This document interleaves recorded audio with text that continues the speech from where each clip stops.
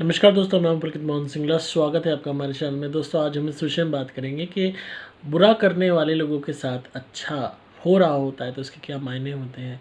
अगर उनकी ज़िंदगी फिर भी अच्छी कट रही है और वो दूसरों का बुरा कर रहे हैं तो इसका क्या मतलब है। दोस्तों, हम सब इस वक्त से गुज़रते हैं, इस दौराहे से गुज़रते हैं जहाँ हमारे साथ बुरा हुआ होता है।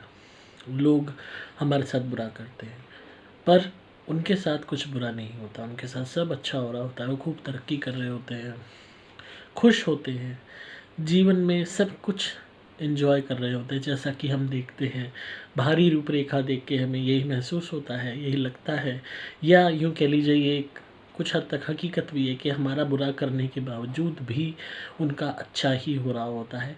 उनके जीवन में कोई दुख नहीं होता, किसी भी तरीके की परेशानियां नहीं होती। हम देखते हैं कि ये हंस रहे हैं, खुश हैं, मौज में हैं, तरक्की कर रहे हैं और हम हमारा बुरा करते ही जा रहे हैं, करते ही जा रहे हैं। हम दुखी होते जा रहे हैं, भुगतते जा रहे हैं, पर इनको सज़ा कोई नहीं दे रहा। तो कहीं ना कहीं विश्वास उठने लगता है ईश्वर पे से, कर्म बंधन से, प्रारब्ध से, कर्मों के न्याय से, ईश्वर की सत्ता पे से। और यही होता है कि लोग या तो ऐसे दृश्य देख के खुद बुरे बन जाते हैं, अपनी राह बदल लेते हैं, अच्छाई को त्याग देते हैं, या नास्तिक बन जाते हैं, या यूँ कह लीजिए कि अपने जीवन में जो उमंग है थोड़ी बहुत भी जीने की, उसे ख़त्म कर देते हैं। दोस्तों, हमें हर पहलू में इस बात को समझना होगा कि अगर बुरा करने वाले के साथ बुरा नहीं हो रहा तो इसके पीछे एक बहुत ही इम्पोर्टेंट लक्ष्य है ईश्वर का। और ये इतना ज़्यादा ज़रूरी है कि आप जब सुनेंगे इसको तो आपको एहसास होगा कि आपने शायद इस नज़रिए से तो कभी सोचा ही नहीं। मैक्सिमम बुरा करने वाले लोग जिनके साथ अच्छा होता है वो अच्छा इसलिए होता है, पहली चीज़ तो इनके जो पास्ट लाइफ के या किसी न किसी जन्म के अच्छे कर्म होते होते हैं, वो प्रारब्ध रूप से उपजाऊ एक खेती की तरह तैयार होते हैं जिसकी फसल ये काट रहे होते हैं। एक ऐसी फसल जो इन्होंने, ऐसे बीज जो इन्होंने पिछले किसी जन्म में बोए थे अच्छे कर्मों के, जिसका फ्रूट ये अब खा रहे होते हैं, उस फल को तोड़ के खा रहे होते हैं, उस फसल को भी काट रहे होते हैं प्रारब्ध के रूप में। वो खुशियाँ इनको मिलती हैं जो इनके पास्ट लाइफ के कर्मों की थी। इस लाइफ में उन खुशियों को ना संभाल पाने के कारण उसके घमंड में, मद में ये गलतियां करनी शुरू कर देते हैं, दूसरों का बुरा करना शुरू कर देते हैं, दूसरों का अपमान करना शुरू कर देते हैं, दूसरों के खिलाफ षड्यंत्र करना शुरू कर देते हैं, दूसरों को दुख देना शुरू कर देते हैं।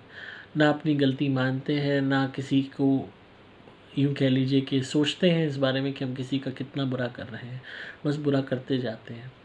तो होता क्या है, जो इन्होंने पास्ट लाइफ में संचित किए हुए कर्म थे अच्छे, उनका प्रारब्ध तो ये भोगेंगे ही। वो तो बहुत ज़रूरी है, वो तो ख़त्म हो नहीं सकता। सबसे बड़ी बात क्या होती है कर्म बंधन में, आप बुरा करते हो तो बुरा भोगते हो, अच्छा करते हो तो अच्छा भोगते हो। आप दोनों ही चीज़ें भोगते ज़रूर हो, उनमें से कोई भी चीज़ घट या बढ़ नहीं सकती अपने आप। जितना कर्म आपने किया है उसके इक्विवेलेंट जितना उसका प्रारब्ध होना है, अच्छा या बुरा, वो निश्चित ही आपकी आत्मा को भोगना पड़ेगा। चाहे ये जन्म, अगर ये जन्म कम पड़ गया तो अगला जन्म, अगला जन्म कम पड़ गया तो उसका नेक्स्ट जन्म। मतलब आत्मा जब तक उसको नहीं भोग लेती तब तक वो चीज़ बैलेंस नहीं होगी। तो कोई ना कोई इनके पास्ट लाइफ के अच्छे कर्म होते हैं जो ये इस जन्म में भोग रहे होते हैं, जिसका प्रारब्ध भोगना निश्चित होता है। पर बुरे कर्म इसी जन्म में हो जाते हैं। अब इसका प्रारब्ध जब तक शुरू नहीं होगा, जब तक वो अच्छे कर्मों का प्रारब्ध खत्म नहीं होता। तो ईश्वर इनको उस अच्छे कर्मों के प्रारब्ध को भोगने देते हैं ताकि ये अपने सारे अच्छे कर्मों के प्रारब्ध भोग के उनको शून्य कर दें। जब ये बुरे कर्म करते जाएंगे, इतने ज़्यादा करेंगे कि घमंड में कि हमारा तो कुछ बुरा हो ही नहीं सकता, हम तो जो कर रहे हैं सही कर रहे हैं इस घमंड में, और दूसरों का को किसी को तबाह कर रहे हैं, किसी को बर्बाद कर रहे हैं, किसी को लूट रहे हैं, किसी से झूठ बोल रहे हैं, किसी से गाली गलौज कर रहे हैं, किसी से झगड़ा कर रहे हैं, मारपीट कर रहे हैं, किसी को कैसे फंसा रहे हैं। तो आप जब बुरे कर्मों का स्तर बढ़ाते जाओगे और इतना ज़्यादा बढ़ा लोगे कि वो उसकी कोई सीमा ना रहे, तो आप देखोगे कि आपके अच्छे कर्म भी तेज़ी से ख़त्म होने शुरू होंगे। बहुत जल्दी जल्दी इनके अच्छे कर्म ये यूज़ करने शुरू कर देते हैं, अच्छे प्रारब्ध को यूज़ करना शुरू कर देते हैं बेसिकली, जो अच्छे कर्मों द्वारा इनका अर्जित हुआ था, चाहे पास्ट लाइफ के वो अच्छे कर्म थे या कोई ना कोई अनजाने में या जानबूझ के किया हुआ कोई भी ऐसा कर्म जो अच्छे कर्म की श्रेणी में आता है। तो ये तेज़ी से अपने प्रारब्ध को खुद ही चाट रहे होते हैं, खा रहे होते हैं, एंजॉय कर रहे होते हैं। जब वो प्रारब्ध खत्म हो जाता है, जो इन्होंने एंजॉयमेंट भोगनी थी, जो स्वर्ग भोगना था इस पृथ्वी लोक पे, जब वो शून्य हो जाता है, सपोज़ वो इस जन्म में पूरा इनका निकल गया उसको भोगते हुए, एंजॉय करते हुए, इनकी डेथ कॉज हो गई और वो जितने भी अच्छे कर्म के प्रारब्ध थे अब खत्म हो चुके हैं। तो अब शुरू हुए इनके बुरे कर्मों के प्रारब्ध। तो जो बुरे कर्म का प्रारब्ध शुरू होगा वो ट्रेमेंडस परेशानियों से भरा हुआ होगा, इतनी एक्सट्रीम परेशानियों से भरा हुआ होगा जिसका इंसान सोच भी नहीं सकता। सपोज़ ये प्रेत योनि में पहुंच गए, प्रेत योनि में ये व्याकुल रहे, परेशान रहे, किसी तांत्रिक द्वारा काबू आ गए, उसने बांध के किसी के शरीर पे बांध दिया, फिर उसने किसी को दिखाया, उसने उतार के बांध दिया, किसी पेड़ पे बांध दिया, वहाँ पड़े रहे बंधे हुए भूखे प्यासे। प्रारब्ध बुराई का शुरू हो गया इनका। उसके बाद सपोज़ ये 100-200 साल पड़े रहे प्रेत योनि में, 500 साल पड़े रहे। अगला जब इनका जन्म हुआ, सपोज़ किसी ऐसे घर में हुआ जहाँ शुरू से ही इनको मारा जा रहा है, पीटा जा रहा है, इनके ऊपर जुल्म ढाए जा रहे हैं, या ये किसी बूचड़ खाने में पैदा हुए जहाँ इनकी मांस के लिए इनको पूरी तरह प्रताड़ित किया जा रहा है, आरे पे काटा जा रहा है।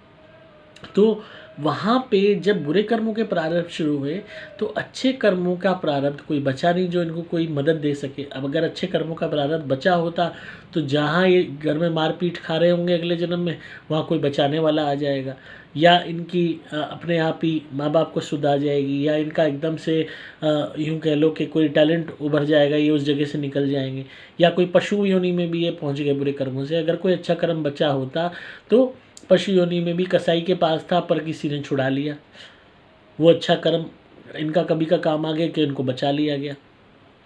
इसी तरीके से ये जब पूरे अपने अच्छे कर्म समाप्त कर चुके होते हैं इस घमंड में कि हम किसी का भी बुरा करेंगे, हमारा कोई कुछ नहीं बिगाड़ सकता, तो जब बुरे कर्मों के प्रारब्ध इनके शुरू होते हैं तो इनके साथ इतना बुरा होता है कि इनकी मदद करने वाला कोई संसार में नहीं होता। ये ही ईश्वर का प्रारब्ध होता है कि तुमने अच्छाई सुख स्वर्ग भोगते हुए दूसरों के साथ बुरा किया, उनको वो प्रताड़ना दी कि वो किसी से मदद नहीं मांग पाए, अपने आप को बचा नहीं पाए तुम्हारे अत्याचार से। तो अब तुम्हारा फेट भी यही होगा कि तुम्हारे ऊपर भी इतने अत्याचार होंगे कुदरत द्वारा, इंसानों द्वारा, लोगों द्वारा, हालातों द्वारा, कि तुम्हें भी बचाने वाला कोई नहीं होगा, तुम्हें भी मदद मांगते रह जाओगे। अब जानवर है, किसी भी कसाई घर में सैकड़ों है, हज़ारों है, लाखों है, उन सबको पता है कि अब उनकी नेक्स्ट बारी उनकी भी होगी। वो रोते भी हैं, चीखते हैं, चिल्लाते हैं जब उन्हें मारा पीटा जाता है, जब जिंदा की खाल उतारी जाती है, जब आरे पे उनका गला आधा काटा जाता है, तब भी वो कॉन्शियस होते हैं, जीवित होते हैं। पेन कितना एक्सट्रीम है आप सोच भी नहीं सकते। तो क्या वहाँ उनको कोई बचाने वाला होता है? नहीं होता। उल्टा उनकी मजबूरी पे, लाचारी पे हंसते हैं लोग जो बूचर खाने में होते हैं, कि जब वो रोते हैं, चीखते हैं, पुकारते हैं, खून रिस रहा होता है, वो तड़प अनबीरेबल है, आप सोच भी नहीं सकते कितना वो प्रताड़ना होगी। इसी तरीके से सपोज़ ऐसे किसी इंसान को, जानवर है, जंगल में पैदा हुआ है, उसी के माँ बाप के सामने उसको फाड़ के शेर खा रहा है जिंदा को, तो आप उस एक्सट्रीम दर्द, डर, घबराहट, उस मौत को प्राप्त करना उस बर्बरता से, क्या आप सोच सकते हो कितना एक्सट्रीम है वहाँ? क्या जंगल में कोई बचाने वाला आता है? आज के वक्त में तो जंगल इंसानों और जंगल के जानवर इंसानों से भी उन्हें खतरा है और जानवरों से भी।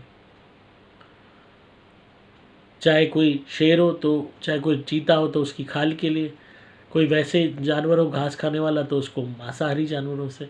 तो ऐसी योनियों में जब ये जाते हैं तो इनको बचाने वाला कोई नहीं होता। इंसान की जून में भी लोग नर्क भोगते हैं, फुटपाथ पे पड़े हुए हैं, बुरी तरह मारा पीटा जा रहा है, ज़बरदस्ती वेश्यावृत्ति में डाला जाता है, रेप होता है बार बार ऐसी गरीब लड़कियों का। बहुत ऐसे केसेस देखने को मिलते हैं। दुनिया भर के क्राइम हो रहे हैं, ह्यूमन ट्रैफिकिंग हो रही है, बहल भेड़ बकरी की तरह पटक दिया जाता है, एक जगह से दूसरी जगह भेज दिया जाता है। उनका क्या कसूर है कि उनके साथ बचपन से ही इतने एक्सट्रीम दुख उन्हें झेलने पड़ते हैं। ऑब्जेक्ट्स की तरह, ऑब्जेक्ट भी नहीं, उससे भी वर्स ट्रीट किया जाता है। तो कहीं ना कहीं कोई ना कोई पास्ट लाइफ के कर्म रहे हैं बुरे, जिनका प्रारब्ध अब फूटा है। तो अगर कोई भी बुरा करने वाला इंसान पूरी ज़िंदगी ऐश में है, मौज में है, उसने एक दुख नहीं झेला, तो समझ जाइए कि इस ज़िंदगी के बाद जो इसकी शुरुआत होगी उसमें सिर्फ कांटे होंगे, क्योंकि ये अपने स्वर्ग को तो सफ़ा चट कर रहा है तेज़ी से, पर उस स्वर्ग को मेंटेन करने के लिए अच्छे कर्म नहीं कर रहा। इसी घमंड में, मद में बुरे कर्म करे जा रहा है, बुरा करे जा रहा है दूसरों का, कि मेरा कोई क्या बिगाड़ लेगा, मुझे किसी से क्या लेना देना, क्या है, कोई फ़र्क नहीं पड़ता, सभी पाप करते हैं, ये है, सभी जाते हैं नरक में। कहना बहुत आसान है, जब उस नरक को झेलेगी आपकी आत्मा तो आप अकेले ही होगे। ना दोस्त काम आएंगे, ना माँ बाप, ना पड़ोसी, ना जानकार, ना भड़काने वाले, ना उकसाने वाले, ना मदद करने वाले, कोई नहीं होगा। सिर्फ आपकी अपनी आत्मा होगी जो चीख रही होगी, पुकार रही होगी कि कोई हमारी भी बात सुनो, कोई मुझे बचा लो, पर कोई नहीं होगा। ना ईश्वर होगा मदद के लिए, ना कोई उच्च बली आत्माएं होंगी, ना कोई पितर होंगे, ना कोई लोग होंगे। एक नई ज़िंदगी होगी जो सिर्फ कांटों से भरी हुई होगी, जहाँ मौत भी एक वरदान लगेगी। मौत मांगोगे, मौत नहीं मिलेगी। ऐसी अवस्था उन लोगों की हो जाती है जिनके जब बुरे सारे कर्मों का प्रारब्ध इकट्ठे फूटता है। कहते हैं ना, पाप का गड़ा भर गया। क्यों कहा जाता था? वो भरने का इंतज़ार इसीलिए होता है कि ताकि आप अपने संचित किए हुए सारे स्वर्ग से की माफिक जो अच्छे कर्म हैं, जिसका आप भोग रहे हो, बढ़िया मकान में हो, बढ़िया नौकर चाकर हैं, गाड़ी है, सब कुछ सुख है, खूब बढ़िया ज़िंदगी है, जो आप भोग रहे हो, ये स्वर्ग यहीं भोग रहे हो आप। तो ये आप पूरा खा चाट लो अच्छे से, और उसके बाद जब आपकी नई शुरुआत हो तो वो दुखों से भरी हुई हो। कुछ लोगों की हालांकि इस जीवन में मिड एज में जाके, बुढ़ापे में जाके शुरुआत हो जाती है, कुछ लोगों की नहीं होती। मैक्सिमम लोग व्याकुल कब होते हैं, देखते हैं इसने हमारे साथ बुरा किया, इसके साथ बुरा नहीं हो रहा। तो आप इस बात का संतोष रखिए कि इसकी पूरी ज़िंदगी में ये अपने संचित किए हुए हर अच्छे कर्म को सफ़ा चाटी से कर लेने दो, और जब ये घमंड में, अकड़ में बुरे कर्म कर रहा है या कर रही है, तो जब इसको भोगने की बारी इनकी आएगी तो सिर्फ़ और सिर्फ दुख होगा। ना कोई बचाने वाला होगा, ना कोई पुचकारने वाला होगा, ना कोई मरहम लगाने वाला होगा। सिर्फ दर्द होगा, घाव होंगे, नासूर होंगे, जिसके तले इनकी ज़िंदगी होगी। तो अपने आप को इस घमंड में मत लाइए कि हमें भी देखना किसी का बुरा होते हुए। अगर आप ऐसी भावना रखोगे मन में, तो आप भी उन्हीं के जैसे बन जाओगे। आपको अपनी आत्मा को पवित्र बनाना है ताकि आप ईश्वर से मिलन कर सको। ऐसी आत्मा नहीं बनानी जो ये ईविल आत्माओं की सोच होती है कि हाँ, मुझे भी देखना है इसका बुरा होते हुए। तो वो सोच मत रखिए। उसने आपके साथ बुरा किया, अब उसको उसकी अपने आप बारी तय हो चुकी है। तो जब आएगी तो वो कहते हैं ना, ऊपर वाले की लाठी जब पड़ती है तो बेभाव की पड़ती है, इंसान पानी भी नहीं मांगता। तो आप वक्त का इंतज़ार कीजिए, ईश्वर पे सब कुछ छोड़ दीजिए और अच्छे कर्म करते रहिए, किसी का बुरा मत कीजिए, और भगवान से यही प्रार्थना कीजिए कि हे भगवान, मैं किसी का बुरा ना कराऊँ। आप अपनी आंखों के सामने देख रहे हो कुत्ता, बिल्ली, सूअर, दुनिया भर के लोग जो जानवर से भी बदतर ज़िंदगी जी रहे हैं, किसी के कोई परेशानी, किसी कोई रोग, हर जीव इस दुनिया में प्रताड़ित हो रहा है। कहीं ना कहीं कोई ना कोई कर्मों का तो भोग रहा है। सारे इसी जन्म के तो संचित किए हुए कर्म नहीं हो सकते ना। जो पैदा होते से ही कष्ट भोग रहा है, उसका कौन सा कर्म संचित हुआ है, उसने कौन सा कर्म को अंजाम दिया है? तो ये वही आत्माएं होती हैं जो पैदा होते से ही कष्ट भोगती हैं, क्योंकि पास्ट लाइफ के इनके अच्छे कर्म समाप्त हो चुके होते हैं। अब बुरे कर्मों के प्रारंभ की बारी इनके नए जीवन से ही शुरू होती है।